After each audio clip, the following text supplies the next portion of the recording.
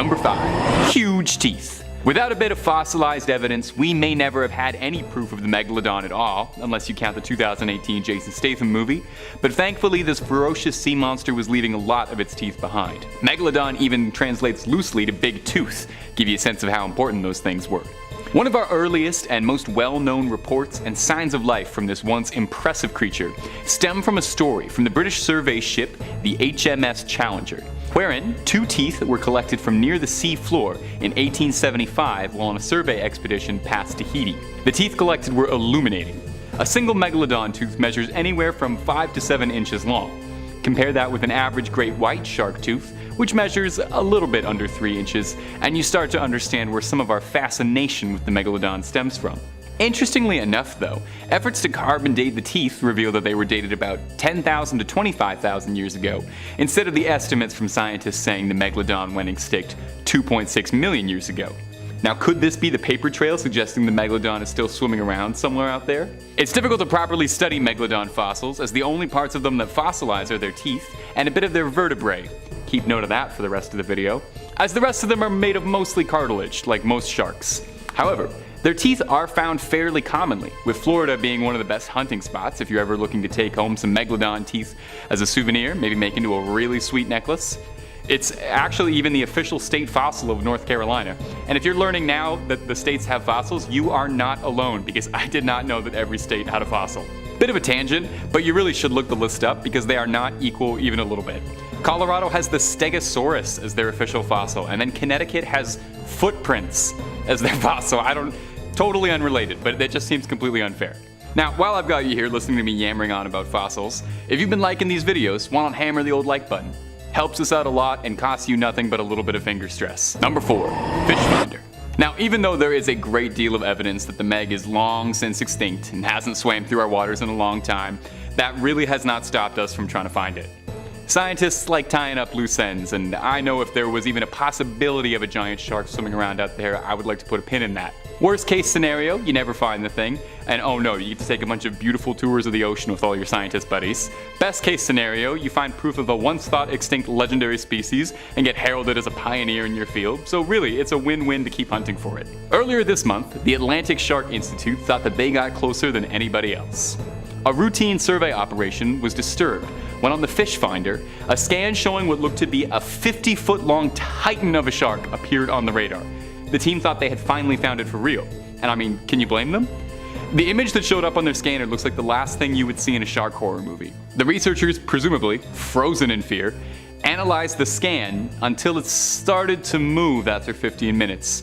But before they could start writing any of their wills, their fears were put to rest when it turned out the shape was actually just a school of mackerel pulling a pretty good Atlantic prank. The team said that although the Megalodon is recorded as having gone extinct 3 million years ago, that for a few minutes they themselves were confused and thought maybe it had returned. I think it definitely says something if even the brightest scientific shark experts can be scared into thinking the Meg is real just by seeing a particularly convincing shadow while out on the water.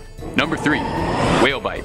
Although the Megalodon was one of the biggest creatures swimming and splashing around in its heyday, these days, our king of the ocean is the blue whale, the biggest creature in the world. Weighing as much as 10 elephants, a whale is a bit more than any shark could chew. In 2021, the carcass of a blue whale washed up on a Cape Town beach in South Africa.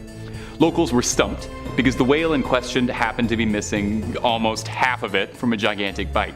Like a gigantic bite. Naturally, speculation ran wild. I mean, what could have possibly caused a bite of that caliber outside the very serious and strong scientific possibility of Godzilla munching around looking for a late night snack? Wouldn't happen to be another school of mackerel all working in tandem, would it? Or could it be our favorite elusive cryptid rearing his head, the Megalodon? Scientists and researchers were scrambling trying to find answers as to what could have caused this. The bite marks were massive, and it was unclear just from initial studies what the attacking creature was. It was covered in lacerations and bite marks all the way down to its tail. The real question though is why only half the whale got eaten? Eyes bigger than your stomach, old Megalodon, my friend? If I was a gigantic shark and I was going after a whale, the least I would do is finish all of it. Couldn't finish your whale and wasted all that good blubber. There's starving sharks who don't have any blubber to eat at all. Try and be more considerate, please. Number 2. Mega Nursery. Though the Megalodon might be renowned for its gargantuan size and prowess as a prehistoric apex predator, even terrifying mega sharks have to start somewhere small, right? Somewhere to get your little flippers and chompers some practice before setting your sights in the big open waters and big prey. Well, it's not quite an aquatic preschool, but it's the next best thing. Researchers from the University of Florida uncovered what they believe to be the world's first Megalodon nursery located in Panama. The researchers found a shallow stretch of the Gatun Formation in which over 400 Megalodon teeth fossils were collected. Most interestingly enough, though, was that the teeth in question were all greatly undersized compared to their usual finds on record, indicating that these were most likely fossils from young Megalodons trying out their training teeth and seeing how well they could bite. Mama Megalodons would go here to have their babies, and from there, the baby Megs could swim to their heart's content, picking off easy prey and getting some serious on-the-job experience before joining the workforce as a terror of the seas. It's a lot of fun actually trying to imagine a baby Megalodon. Would it be cute? I feel like it would be cute. Baby anythings are pretty cute. I mean, a baby version of a 60-foot shark might still be a little bit terrifying. Who's to say it's not just like the size of a regular shark? Should probably be careful talking about baby sharks so much, because the last thing I would want is for any of us to have to spend the rest of this video with a children's nursery rhyme stuck in our head, so we should probably press on. Number 1. Now, as I mentioned before, all the way back in point number 5 if you can remember, it's difficult to get down any research and hard data on Megalodon fossils as they were mostly made up of cartilage, you know, the stuff like your ears and nose, so they didn't leave behind a lot of bones for us to pick through. And there's a reason you don't see that many shark skeletons in museums. Now, what they do leave behind is their teeth, which are found pretty regularly, and in some very rare cases, they're vertebrae. One of the best and most preserved Megalodon fossils actually happens to be these vertebrae, which are currently chilling in the Royal Belgian Institute of Natural Sciences Conservatories located in Brussels. That's a bit of a tongue twister. Now, it's here that we got some serious scientific development on the Megalodon. Recently, a CT scan of the vertebrae was able to reveal some very illuminating information. Number 1 being that sharks grow their vertebrae on in layers, just like the way trees add rings with age. So I guess the next time you and your friends all need to find out how old a shark is, just crack it open and count the rings. Please don't do that. I don't advocate for that. I mean, that's actually what they did here though. The scan had 46 rings in it, meaning the sample of the Megalodon they had collected was 46 years old. Wow. I did not know there were middle-aged sharks. I would love to see a shark midlife crisis. If there's any way that editors can get a picture of a shark with a little middle-aged goatee here, I would love that. The most concerning part is that 46 is middle age for the Megalodon, with scientists theorizing that the Megalodon could have lived for up to 100 years or more. With that age in mind, the team could use the data to determine just how large their sample specimen was, multiplying the age by a growth rate, concluding that their young Meg was 9.2 meters long, and the largest Megalodons on record being up to 15 meters long. Absolutely terrifying. The research showed that baby Megalodons would be up to 2 meters long, meaning they would be the size of a basketball player while they were still in their sharky diapers. There's the answer to the question I was asking before. I guess I didn't really want to know. Number 5, new species? So apparently there's a new genus and species that's been found. I love it when they make announcements like this, but only with dinosaurs, you know what I mean? It also makes things way more scary, doesn't it? Scientists have discovered the remains of a mysterious truck-sized shark which swam the coastlines of the Atlantic and Pacific Oceans around 20 million years ago. That's not a great white or a meg. The newly discovered species is a close relative of the Megalodon we're used to seeing, and the ancient ancestor of today's great white sharks. Perfect. A hybrid shark. That's what I'm hearing, right? Isn't there like 4 movies about this already? Like, this is Jurassic Park 5, Megalodons in New Jersey. I swear I've seen this. Like, we know where this is going. Fortunately for us, there's about 45 million years worth of a gap between all 3, leaving scientists scratching their heads on how the shark even evolved. Like, when did it die out? Or did it even die out? Could this be the new Megalodon sightings people have, but just like the new sister species? This new species has been named Megalolama paradoxodon. That's pretty sweet. There's gonna be a new metal band with that name soon, just wait. A brand new genus of its own as well. The species name, Paradox, refers to the fact that the shark emerged so suddenly in the geological record after appearing to have split from its closest relative around 45 million years earlier. A paradox. So it's like the daughter of a Meg and the grandmother of a great white. Only 5 of the species' teeth have been found in California, North Carolina, Japan, and Peru. Based on the remains, the researchers think that the shark grew to around 5 meters long, making it smaller than its relative, but still absolutely megalithic. Like almost a city bus size. Most importantly, the discovery tests our understanding of the shark family tree. Because the Megalodon and Megalolamna are so closely related, scientists are still arguing about the missing branches to said family tree. Yeah, that's horrifying, alright. Number 4, origins. Alright, let's take a deep dive here before we talk about these new fears that I've recently developed. Also, if you like what we do here on the channel, Hulk smash that like button, it really helps us out here. We like to keep it spooky around here, so let us know down in the comments what your biggest fear of the 7 seas are. If it's creepy, if it's crawly and it swims, send her over my way. Before these TikTok videos and Google Earth finds, the Megalodon was first written about in 1835 by Swiss-American geologist Louis Agassiz, who named the species Carcharodon megalodon. He was the first one. He was the OG on the case. And of course, the first megalodon teeth, such as those found by the HMS Challenger in 1873, were dated in 1959 by zoologist Vladimir Chernesky to be around 11,000 to 25,000 years old, popularizing claims of the megalodon still hiding out there somewhere. Megalodons are thought to have reached at least 20 meters in length and lived from about 23 to 2 million years ago. The Meg, however, wouldn't be known by its scientific name until the late 1990s, when scientists placed it in its own genus, Carcharodon. Some paleontologists think that the Megalodon and modern white sharks evolved within the same lineage, but now, obviously with this new species found, it's kind of throwing off the family tree a tad. Yeah, they don't know if they should put it like near the ancients or like 60 million years ago megatooth territory, or closer to what we see in the movie Jaws. So they're kind of confused. Somewhere in the middle, give or take, that's like a lot of wiggle room, you know?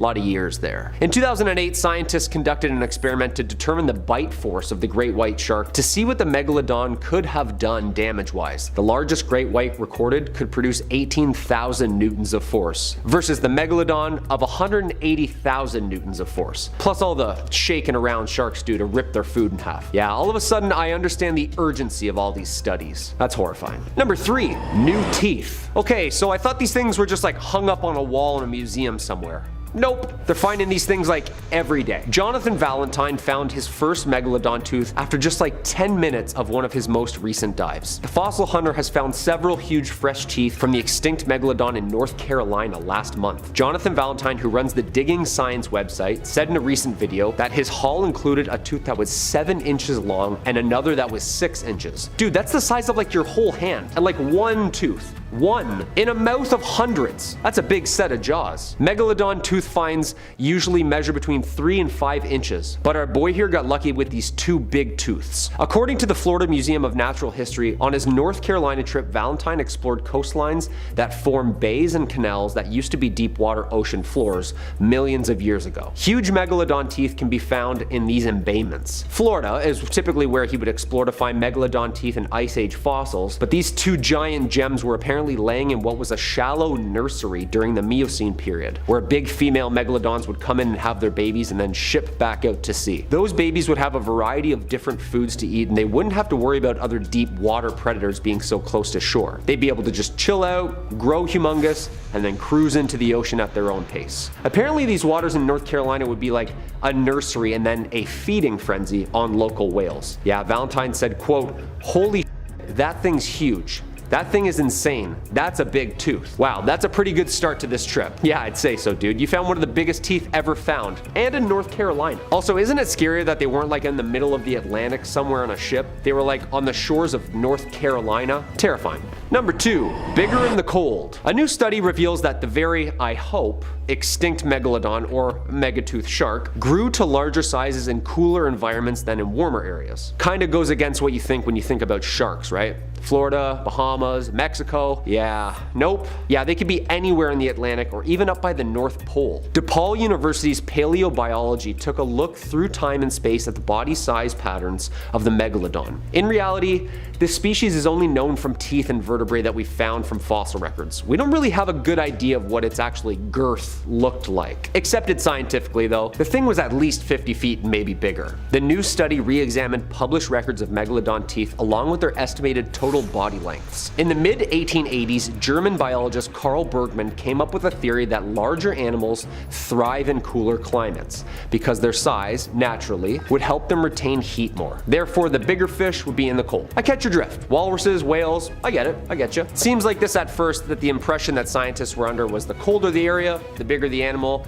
therefore the longer and better it would thrive. However, with new studies, it shows that mostly of the unidentified nursery areas that the Megalodon liked are all located near the equator in warmer waters, making it even smaller than possibly the ones that were swimming in the cold. It's possible that Megs were actually much smaller than the nursery's teeth found in the colder areas, making the cold therapy theory true? It's hard to tell with this creature because it swam mostly wherever it wanted. Cold, warm, it didn't care. If it was hungry, it was coming for you. The result of the university indicates that the modern climate change is rapidly accelerating marine habitat shifts to more polar latitudes in apex predators such as sharks and whales, up near really cold areas. This would also lend evidence to the specific diet of the Megalodon, which was mostly large whales, who also live in the deep dark cold. DePaul's conclusion is that not all geographically different Megalodon individuals grew to gigantic sizes equally, but the colder creatures were also much larger swimming in the cold water, ultimately securing Bergman's OG rule. Alright, so the Keys trip is back on then. Warm water for the win. They don't swim there. Or they do both. Oh. And the number 1 spot, alive? Could we have just found evidence on sonar to prove that there's something absolutely terrifying and massive still swimming the seas? We've found teeth in recent years and last month that have been relatively fresh. We've seen Google Earth blurs signifying that the waters can be really deceiving. Now, researchers think that they caught a little glimpse at something very weird and very big. Apparently sonar showed a 50-foot shark nearing a boat off New England waters. Shark researchers are accustomed to surprises, but the Atlantic Shark Institute was a little taken aback when something resembling an extinct Megalodon shark appeared to just swim under them on sonar. Of course, flabbergasted after picking up what appeared to be a massive 50-foot shark-sized blurb, the sea scanners underneath the boat were fritzing. An Instagram post detailing the alleged discovery is currently making waves on a recent shark research trip. Researchers said, quote, "We were amused to see this shape appear on our fish finder for several minutes. Researchers from the Atlantic Shark Institute detected this anomaly in an undisclosed area. Unfortunately, the scientists' excitement quickly faded after the monster just turned out to be a massive monster school of fish. Whew, just sitting in the same spot for a while. Yeah, thank God." Researchers said, quote, "We waited for more of the rods to go off. However, much to our disappointment, the shape just started to transition into a large school of Atlantic mackerel that hung around the boat for about 15 minutes. That's terrifying. Yo, can you imagine just a massive murky shadow under your boat for just minutes on end not moving? Just sitting there? I'm pretty sure I would just start playing the Titanic music, you know what I mean?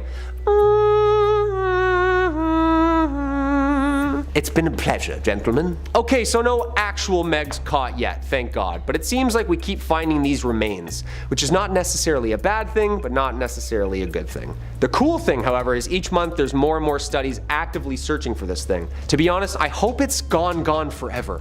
10-foot hammerheads are scary enough, aren't they? Like eyes on the side of their heads? That's terrifying. Number 5, Riley's tooth. 8-year-old Riley Gracely of Pennsylvania discovered something very old recently. Okay, come on, we know where this is going. It's a tooth, okay? He found a tooth, a very old tooth. Prehistoric tooth, and a prehistoric discovery to say the least, and that just happened last month in August. But he's no stranger to spotting fossilized teeth, of course, as the family makes it an annual getaway to get out, get some fresh air, and try and dig up the find of a century. The long extinct Carcharodontless angustidens, however, a megatooth brother species of shark who swam next to the infamous Meg species. During their visit to Myrtle Beach, South Carolina, Riley and his parents were excavating and fossil hunting at a very well-preserved, well-known fossil excursion near Somerville when the boys stumbled upon this perfectly preserved 5-inch extinct shark tooth. Dad had this to say: "We vacation in Myrtle Beach every summer, so from the time that Riley and his brother Colin could walk, we've been into searching for these treasures on the beach. Riley's collection is still in its early stages, so he's keeping it for now, but who knows, in time,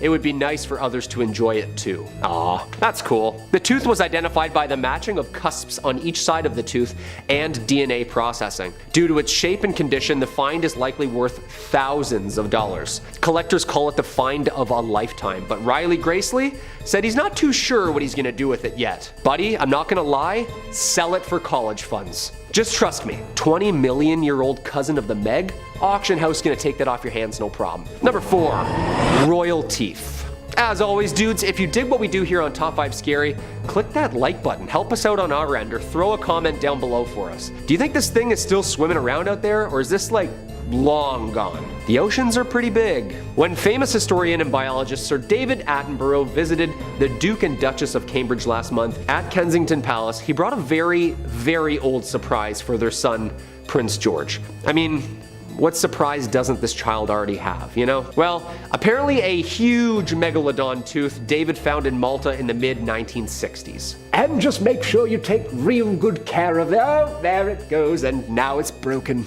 Seems all fun and outdoorsy, right? And a lovely present for our maybe once future king and other future king. But the Maltese government made a statement that made people think a little bit longer about this innocent gift. Reporters have brought to light the importance of historic valuables farmed and mined from the Malta area, and this is a perfect example of finders keepers. The Times of Malta reported that Culture Minister Jose Herrera said that he planned to get the conversation started on reclaiming the tooth from the young royal and returning it to Malta. Malta was a former British colony, so the fact that it could go on display among other treasures in the country's national collection is definitely worth considering. In the Middle Ages, many people believed shark teeth were magical talismans and called them tongue stones. Hundreds of years ago, shark teeth from Malta were among the very first fossils to be correctly aligned and interpreted as being related to the shark creature. That's pretty sick. And that's history right there, so we need to respect that. I'm not really sure how that's gonna work with things found in the water, like is it pirate code at the time, international water type stuff? Either or, I think it's a good conversation to have. If the treasures and archaeological finds are found in said country, pertaining to said people, is it said country's property? What do you think? Number 3, Megalodon 3D. Okay, so personally, I've never stood next to a Megalodon model myself. However, I have stood next to lots of yellow school buses in my life. And I know that it's just a bit bigger and a bit fatter than that. So, yeah, I get it. It was huge. But I don't really get it, you know? It's hard without depth perception. Well, lucky for us, the past few discoveries of sister species and bigger bones and teeth have nudged scientists in the direction of building a life-size model, complete to scale. Fully stocked, complete with jaws and bones and everything. Just so you can visually picture how many actual human beings this thing can fit inside its mouth. Right in front of your 6-year-old. Just this last year, designers and computer biologists mocked up a rough 3D model and flirted with slapping it on together. Now, a pretty real Megalodon shark is now floating above heads at the American Museum of Natural History in New York. Researchers used a Megalodon vertebrae column from Belgium, a tooth from the US, and the contorum cranium, the cartilage equivalent of the skull from a great white shark, to help build this 3D model. Then they used a full body scan of a great white shark to estimate how flesh would then sit on a Megalodon skeleton. A team led by Jack Cooper, paleobiologist at Swansea University, used 3D modeling from a rare, well-preserved Meg spinal column to whiteboard some numbers about the shark's movement and behavior. A complete 3D model. By comparing the figure to modern sharks, they were able to understand better of the shark's swimming speed, stomach value, and calorie needs. We just learned about an entire animal we've never met from scanning microbes on a tooth. And now we have a giant model. Science rules. It would have been almost like 60 feet, weighing somewhere around 180,000 pounds. Why? Just why? Number 2, supernovas. It's a no-brainer that sharks are affected by climate change. Butterfly effect, you know? You take some algae out of the north and then some ant species in Lithuania starves, which makes someone else starve. It's called the ecosystem. And sometimes anomalies happen that alter and change that for us without our consent. As in mass coronal ejections. Basically, terrifying solar flares that mess up our atmosphere. And this actually might have been one of the reasons that this ancient mommy shark is no longer with us. About 2.6 million years ago, an oddly bright light arrived above a prehistoric sky and lingered there for weeks and months. It was a supernova, some 150 light years away from Earth. A new study suggests that within a few hundred years, well after the supernova had faded from Earth, a tsunami of cosmic energy from that star explosion reached our planet. The rain of particles showered our atmosphere, and the researchers say touching off climate change and triggering more of a mass extinction of everything large in the ocean, including our friend here, the Megalodon. In the Journal of Astrobiology, Adrian Mellett, a professor of physics and astronomy at the University of Kansas, said that recent papers about ancient seabed deposits of iron isotopes provided evidence and backed up the timing and distance that the specific supernova had. 36% of the largest marine animals like sharks, whales, turtles back then all disappeared. The extinction was concentrated in coastal waters where larger organisms would have caught greater radiation from the cosmic muons.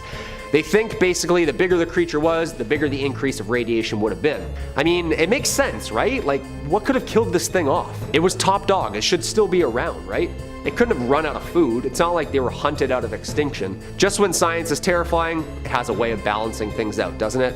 With something way more terrifying, like a star exploding. And number 1, relocation. Okay, so apparently sharks keep it the same for like millions of years and then all of a sudden just pull a fast one on us. Like saltwater sharks in history have been known to just wash up in like Lake Erie all of a sudden. If you've seen the news or Twitter recently with the amount of disaster floods we have right now with Hurricane Ian in Florida, apparently it's blowing sharks everywhere. This is kind of harmless and I'm sure they're gonna end up back where they belong. But Arctic deep sharks are now being found in the Caribbean. Hey Kyle, it's a shark, what's the big deal? They have a routine, people. They stick to one area and habitat for like zillions of years.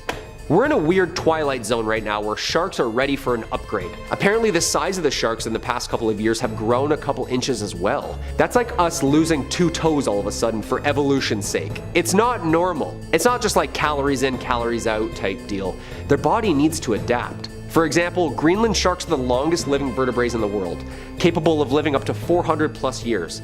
That puts us back to about 1572 when Queen Elizabeth I was ruling, when these things were born. This past spring, scientists were able to get up close and personal with said Greenland shark, but found it just off the coast of Belize.